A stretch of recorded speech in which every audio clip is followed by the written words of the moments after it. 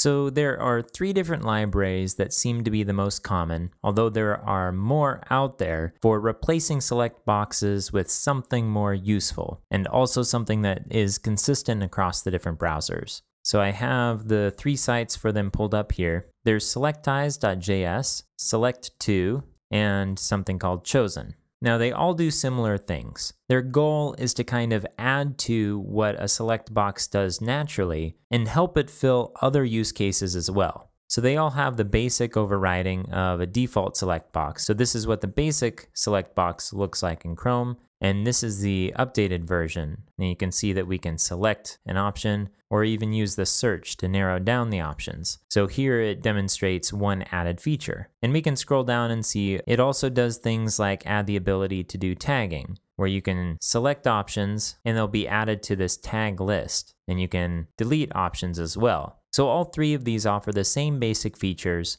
but they differ a bit in some specifics. And in general, Selectize seems to be the one that people use the most. This is also the newest one. It's similar to Chosen and Select2, but adds some additional features. So we're going to go with this option.